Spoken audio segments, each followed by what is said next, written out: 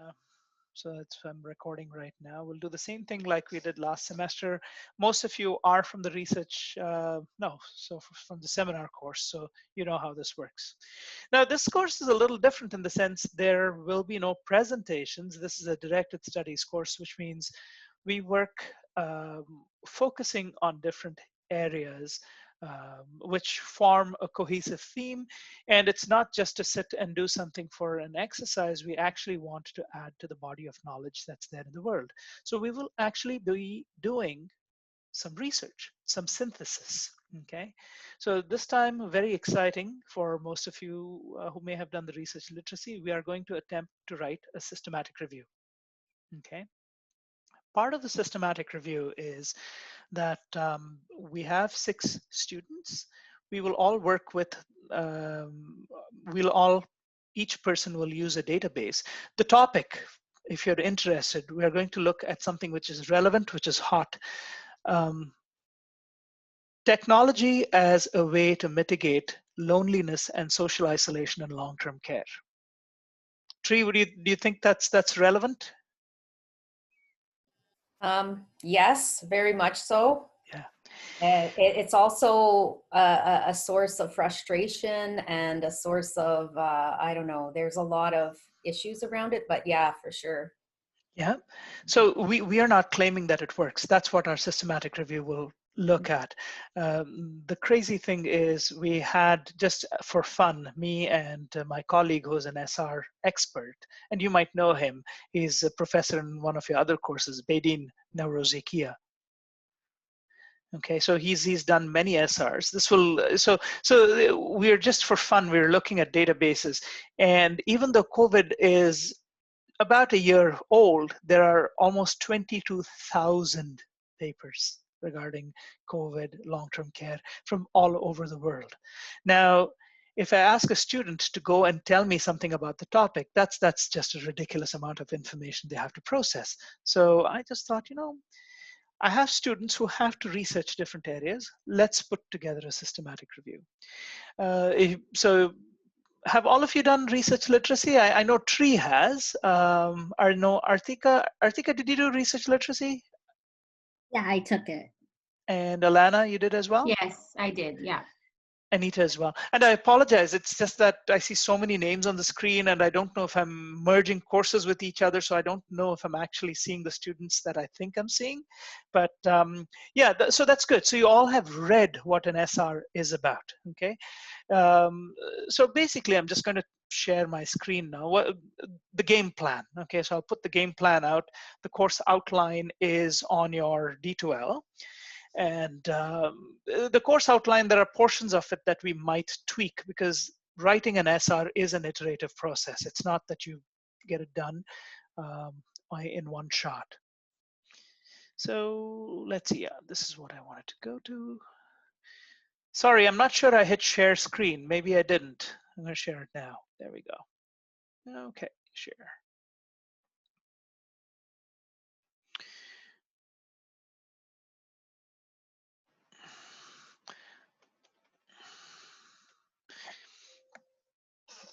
So our goal is to essentially write an SR where, again, the topic is also mentioned in the outline. The goal is to write a systematic review around um, technological efforts to mitigate social isolation and loneliness in long-term care, especially because visits are quite limited. We've had several periods of lockdown, and even without lockdowns, access to relatives and family is extremely limited at this point. And you can correct me on that because I know some of you are already working in long-term care and I don't. So if I'm off track, let me know. So we are going to be using a system called Prisma. Now, did you all encounter Prisma while you were going through your textbook? Do you remember do you remember the name and not necessarily the process? Okay. So Prisma is a CIHR funded, so it's a Canadian-based system. And it's basically it tells you about how to conduct a systematic review. It's a system. And the reason you need a system is there are many systematic reviews out there which people have their own systems for accepting or rejecting articles. They tell you what they are, but it's not uniform. It's all over the place. So two different systematic reviews on the same topic will pick up very different articles and perhaps give you quite different conclusions. So that's why, so for example, if you go to Cochrane Reviews, which has a lot of meta-analysis and systematic reviews, they have their own system. So they make you go through the system. And as a result of going through the system, what happens is you have a certain type of article, you have it very clearly spelled out, what you're including, what you're excluding, and so on. The other thing we have to remember with a systematic review is we are reporting research. Well, it's an overlap of two. It's not necessarily only reporting. We aren't doing primary research, but we are selecting or sifting through primary research. So it is kind of research, but it's also reporting research.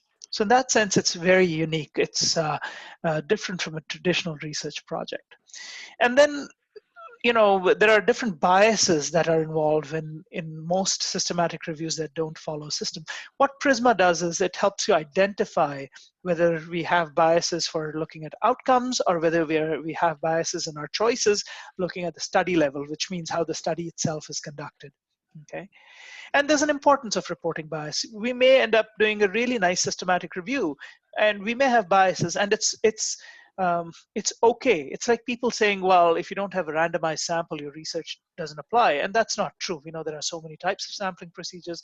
And it's the same thing of bias. If you know what your bias is. So for example, if you're looking at outcomes, where have these technological solutions worked? And we're reporting exclusively on that. We have a reporting bias. We have an outcome-based bias. And as long as we acknowledge that and we recognize that is the case, that's fine. So I'm going to put this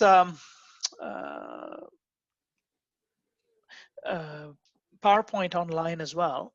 So in a nutshell, the way Prisma works is step one is there are a number of records that you identify through database searching or through other sources, okay? So database searching is perhaps you're looking at Google Scholar, perhaps you're looking at AgeLine, perhaps you're looking at I don't know, Scopus. So different. So if you have 6 students, we can have each student look at a different database, and you start to collect the articles. Now, obviously, there's not going to be a shortage of articles. There's people have gone crazy publishing as well during this period. So key thing would be in Prisma is first you get a whole bunch of papers. We can't use everything. We have to have selection criteria. So we discuss what the selection criteria are, and if they don't meet the selection criteria, we discard certain papers and we keep certain papers. Again, step one, even before you do that, is you remove duplicates. Sometimes what happens is the same paper is cited differently, and you'll often see that citations look a little different, then you got to remove some things. So this is a whole schematic of the process that we need to go through, what we include, what we exclude, and finally the number of papers. So you may start off with something like 250, but you may end up discarding almost 225, and the only relevant ones are probably 25 papers.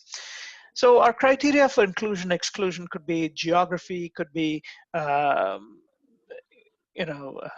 ethnicity, could be time period, so we're looking at COVID, could be technological intervention. So we have all of these different filters put in. So the more filters you put in, the more rigid the selection process is.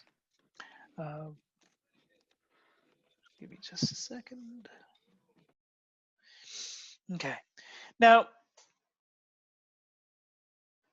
I'm going to show you this on a different screen that looks very, very tiny here. Let's see.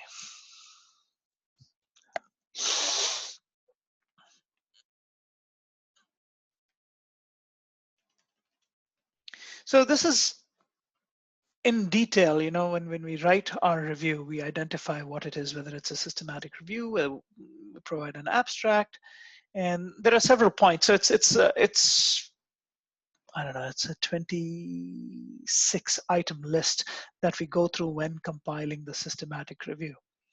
And that's the whole point of we do it this way so that it meets a certain criteria, and then when we go to publish it to add to what information is out there, there are no issues, no challenges. Okay.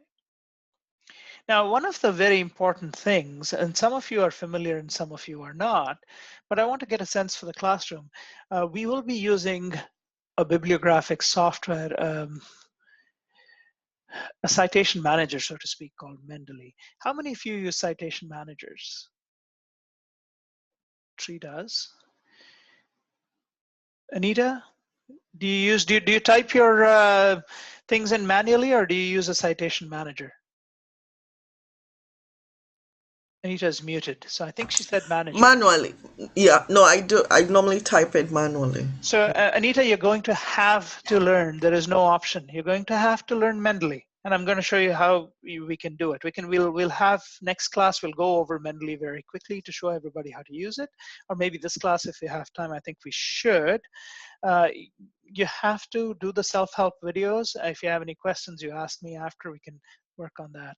Artika, how about yourself? I use a tool called Citefish for me. It's like a website. You put in your the website or the academic journal, and then it creates the reference for you. Okay, so Artika, you're going to have to learn Mendeley as well. I know what you're saying. It creates a citation, but you'll understand why I'm asking everybody to do this, because this is extremely efficient, not just for citations alone, but it stores your articles in a PDF format. You can access the abstract anytime. It's very, very useful. So that's why we're going to focus on using Mendeley. Alana, how about yourself? Have you used any citation managers? I'm kind of a combination of Anita and Artika. Like I've used other ones, but I've never used this one. Okay, so let's, Yeah. okay, great. Okay, thank you. How about you, Kennedy? Yeah, I use the citation machine. Citation machine. Okay, so it probably won't take much for Kennedy to adapt to Mendeley, or for Tree probably uses Mendeley. Tree, do you use Mendeley itself, or do you use something else? Last year, I started using Mendeley, and I really like it. I used to use Word. They have a reference thing, and I would enter all the information, and then it would create a nice bibliography for me. Yeah. But now I find it great because I can have folders with topics. Yes. You know what I mean? And all my papers are there. I love that. Mm-hmm. So it's extremely convenient, and I mean, obviously Tree can speak to that. So anyway, one of the things that we will do in addition, so Mendeley is just a tool. You're not being evaluated in Mendeley. It's not an appraisal item, but you have to know Mendeley to be able to perform the next set of actions. Now, as each one of you starts to collect your articles as we go along, one of the things that you will need to do is on Mendeley, I will have a shared folder for the class, which means as you download your articles, you're going to share it on that shared folder. So you're going to create a Mendeley account. You will be invited by your email to participate in that shared folder. You're going to dump all your articles in that shared folder. That's because when you write your annotated bibliography, I get to see what you're citing, how you're citing, and if it's factually accurate and all of those things. It helps me make an appraisal on your annotated bibliography. Now, I didn't say anything about the annotated bibliography before, but guess what? You are writing one, okay? So an annotated bibliography is different from just writing the title and the abstract. Now, you've all read what an annotated bibliography is, perhaps in 3126. Anybody want to jump in and remind the class what an annotated bibliography is about? How is it different from just writing the title or the citation and the abstract? I remember doing this. I kind of forgot. So I think it's you talk about how the paper is relevant to your research. Am I right? That's part of it.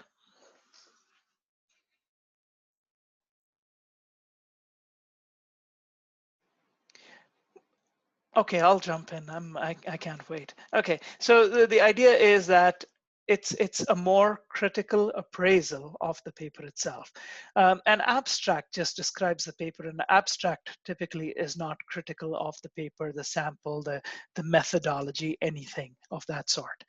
An annotated bibliography is actually a little more. I mean, you're still not going to write. So when you write your annotated bibliography, you're not going to. So if you go on Google Scholar, say your database, hypothetically, you got picked to use Google Scholar.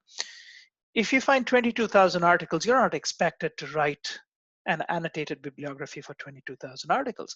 But of the 22,000 articles, if you pick up, say, 20 articles that are most relevant, so one of the things you do is you describe your methodology, your filters, and why you pick those 20, okay, and the rationale for that. And then when you write your annotated bibliography of the 20, other than the citation, you describe the article.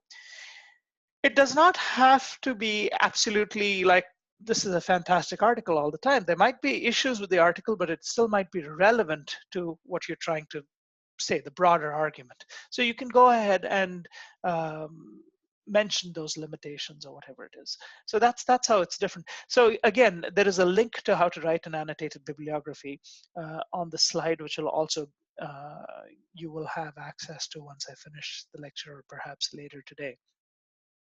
So that's one of the, this is a graded component of your course. So the really the graded components are your annotated bibliography. We'll discuss the course outline in a second.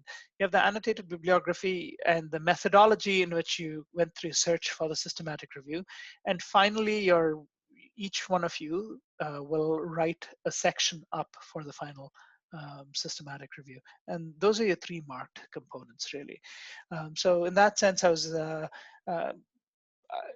I was hoping not to disappoint students. Like, this is not a massive discussion-based class. It's more of lots of self-study and work. But I think it might be good to set up meetings every couple of weeks or so, just because it might be nice for each of us to discuss our progress as to what we've done and where we've moved along, other than any one-on-one meetings that we need to do to fine-tune your content. So I'm going to quit the slideshow because that's not that part is done. We'll just look at the course outline. That's the class.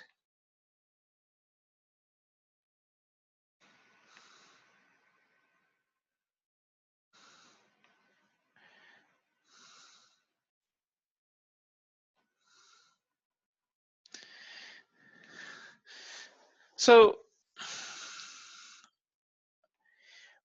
I'm not opposed to using other citation managers. My only challenge with that, and this, Kennedy, I know you're using something else. My only issue with that is we can't collaborate, in the sense that it's harder for me to find all the papers in one place. So that's why it's a minor adaptation to switch to Mendeley. I used to use EndNote before. It wasn't really a big deal. So you have different dates. We will, between today and Thursday, what we'll do is we'll firm up our comfort with Mendeley. The annotated bibliography will be due on the 8th of March. So before that, we will conduct all our searches and everything. I'm also trying to set up a session with our librarian, Dr. Natasha Gerolami, to make our searches very efficient, very good. So we're not wasting time. We don't want to be looking through thousands of research papers to pick and choose. We really want a good search string that we can use, so that you start your searches at maybe 150, 200.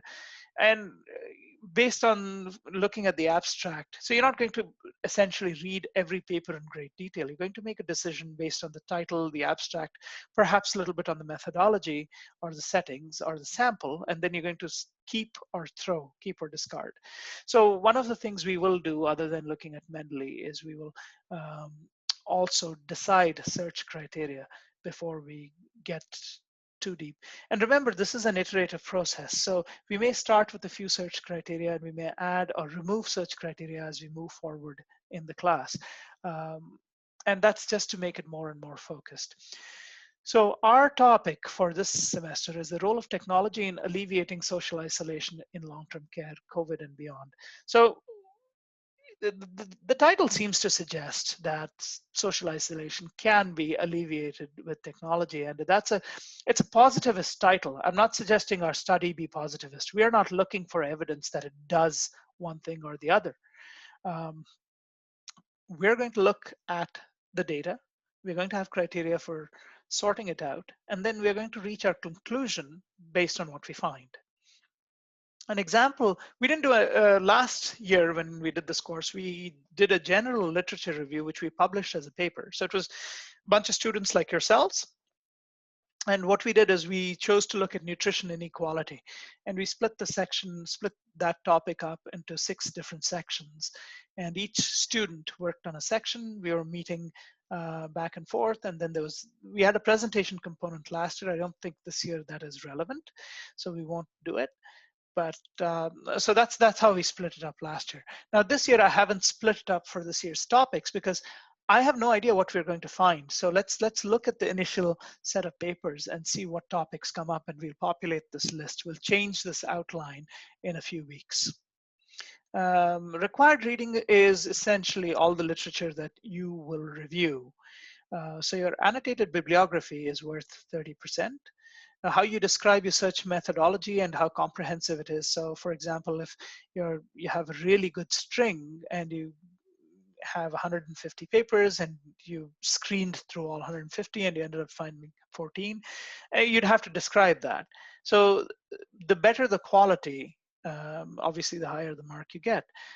So a student that randomly picks up 15 papers out of 150 is not going to get a great mark, even if they've written a nice annotated bibliography, because their search methodology wasn't particularly great. But a student who's explained why they kept something or why they discarded A, B, and C, how certain paper didn't meet criteria, that's more, that would get a higher mark. And finally, once all of that is done, so in the month of March, early in March, all of this process will be done. At that point, we'll have a pretty good idea as to how the review is shaping up. And then each student will be assigned a section to write. And because all the papers will be in the common pool, students will have access to other people's searches as well as they write their sections up. Okay. This is on academic integrity.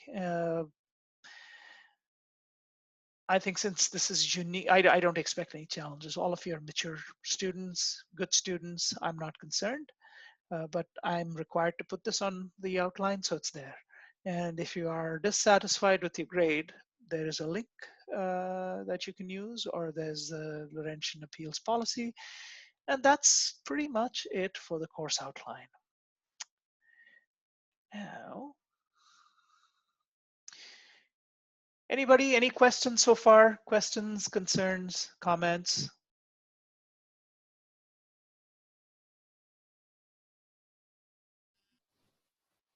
Tree? I just want to say I'm really excited about this. Oh, good. Good. That's all. That is so neat. Well, I am too. And it be honest, in full disclosure to the class, I've written many papers before, but this is my first systematic review. So I'm going to be learning with you. Okay. So just be patient. If I screw up, it's not intentional.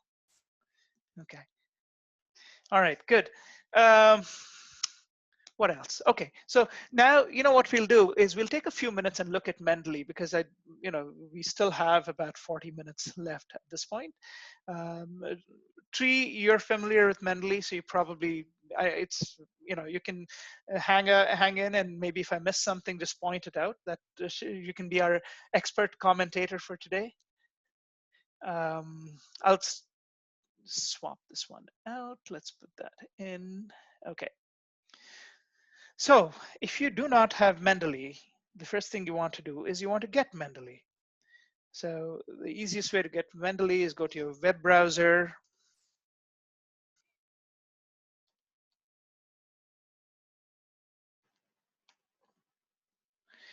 I'm not looking for the sign in. I'm just going to go ahead and go to mendeley.com. And what it does is it takes you to Mendeley. And the first thing you need, regardless of whether you have a PC or a Mac, is you need to download the Mendeley Reference Manager. That's what you need. So when you hit this, I'm not going to do the process because it's already on my computer, but it'll take you and it'll give you options for whether you download for Mac OS or for Linux or for Windows. Okay. Once you do this, what you get on your screen is a little icon. I don't know if you can see this. I'll just move it around so you can see what I'm moving. It says my collection here, but that's what the Mendeley icon looks like. Okay, I'm just going to go ahead and close my Mendeley window. So when you download Mendeley, you have to have a Mendeley account. A Mendeley account is established using your email and a password of your choice. I would request all of you to use your Laurentian emails to set your Mendeley up. And that's just because when I send you an invitation, it identifies it as part of the same group. It's less complicated when you do it that way. So use your Laurentian account, even if you typically have other things. So when you double click on Mendeley, this is what it does. And this is the part that Tree was talking about, which is you get to hang on to all your. So one of the papers that I'm working on right now, it's based on we're looking at occupational therapy and long-term care. Now, if you look at the left side, I have folders. Okay, different folders. So I've organized my papers by folders. All kinds of papers, okay? So for example, at one point I was looking at antioxidative properties in pomegranate, and then I have 3 papers here. Now, if I double click on any paper, the good thing is the paper is right here, okay, on Mendeley itself, which is awesome. And then you can read the paper, you can make notes. If you wanted to make yourself a note, you can go ahead and do that.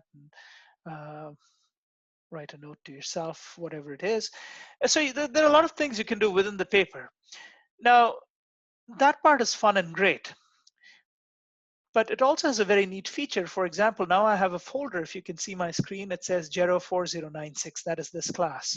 Okay, I haven't invited anybody yet because I didn't get your emails in time, and I just decided that I'd deal with it later.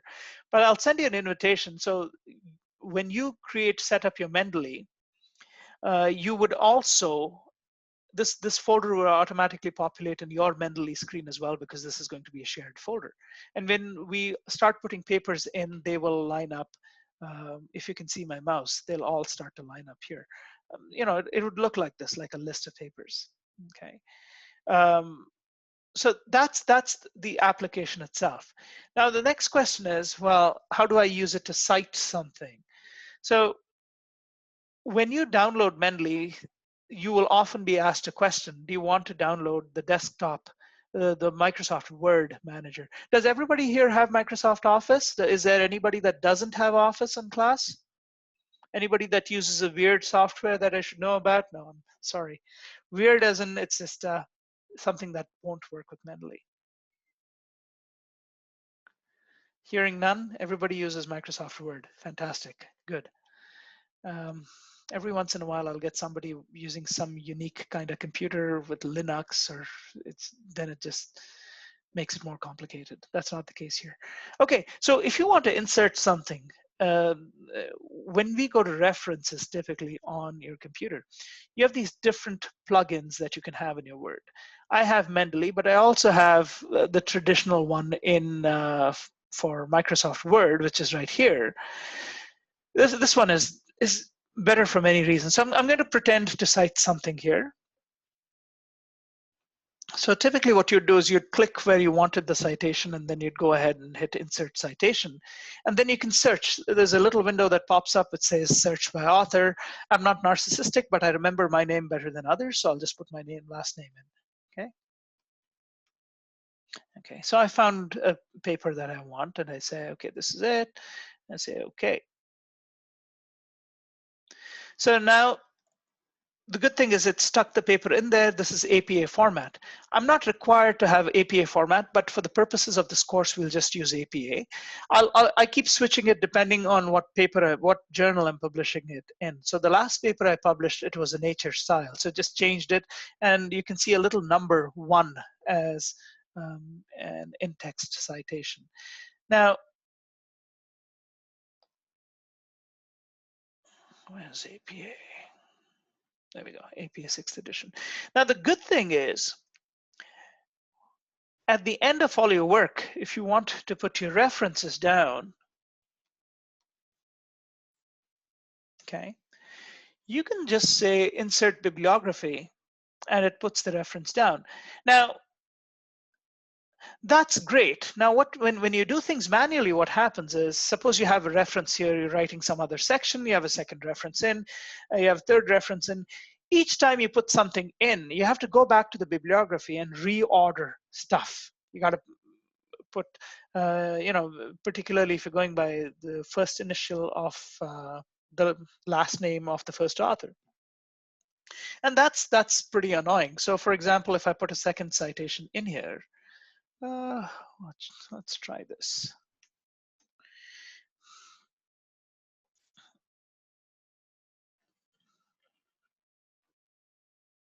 So I have a second paper that I put it in here. Now, I don't have to do anything. The advantage of having this plugin is, look at how, if you remember, this was the first paper started with Valente ST. And what Mendeley did is it just stuck the second paper ahead of the first one alphabetically. So we don't have to do anything. This is a really neat feature, which is true for other citation managers as well, but definitely that's the benefit of not doing things manually. So if you have 20 papers and you're describing them, say in your annotated bibliography, when you put it in the references section in the end, they will just automatically arrange themselves. Mostly they will be in the right format. Every once in a while, the format is a little messed up and you have to fix it in Mendeley. But we aren't there yet, so we won't worry about that specifically. Okay. Okay, and finally, some of you may be looking at websites, and the neat thing about Mendeley, if you can see my browser, is I have a little plugin for my Chrome. On top, if you can see my cursor. And so what that does is, so for example, if I want to cite this page about Mendeley itself, I just go do this. And of course, it wants me to log in, which it assumes I have an account. So I'll just go ahead and say sign in. And okay, and it's got a little paper there. It says web page that I'm downloading. So I say okay, and I add it to, I don't know, let's add it to something. I'll just add it to Gero 4096 for an example, and I say add. Okay, now that that's added, look at what Mendeley will do. So we have a group called Gero 4096. Okay, there's nothing here because we never put anything here. But because now I put in a web page which I plan to cite or pretend plan to cite, I just hit synchronize here. And lo and behold, there is a paper we want to cite. Okay, so if we want to cite a paper, of course, we may have to fix the details and so on. If we don't like how it's mentioned here, we can do a search from here. It'll search for the paper or for the web page, and details are correct and so on. Now, one of the things that you can do is Mendeley has a lot of educational videos. So it's not, it's not that complicated to learn. If you go ahead and you use one of, you go to the help guides, you go to support and so on. So you can go ahead and learn how to use the software. If you have any questions, just ask me. What else do we have to do? So yeah, so we are going to get Mendeley set up. I will send an invitation to all of you to have access and to be able to log in, and all the searches that you do. Now, if you have 2,000 papers, please don't put 2,000 papers into the shared folder.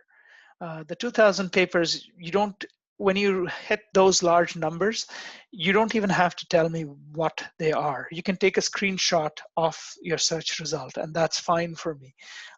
As you start to screen through the papers visually, you might have a very a gross criteria instead of a fine criteria to get rid of papers. You may have, for example, a very big gross criteria is geographical location. If it is not US, not Canada, not US or Canada, reject. Just boom, boom, boom. So you get rid of a lot of papers that way. Or perhaps we say, let's say ethnic minorities, if that is a criteria, if that's a filter. Then anything that's not dealing with diversity or people from different backgrounds, just reject off right away. So these are criteria that will help you whittle things down. So one of the things that I'm working on is to give you very precise criteria. You all have the broad topic now, so there's absolutely nothing stopping you from going out there and starting to look at these studies to familiarize yourselves with what that area looks like, what topic, what's going on there, so that when we meet again on Thursday, we start to define the criteria that will allow inclusion of a paper or exclusion of a paper. Okay, and that's important because we all have to agree on the same criteria. We can't have each person doing different criteria, then the SR won't work. I think Mendeley's done. I think that's pretty much everything that I wanted to say today, but we're open for discussion, so we can talk about any concerns, course outline or your work or whatever it is. We can definitely discuss that.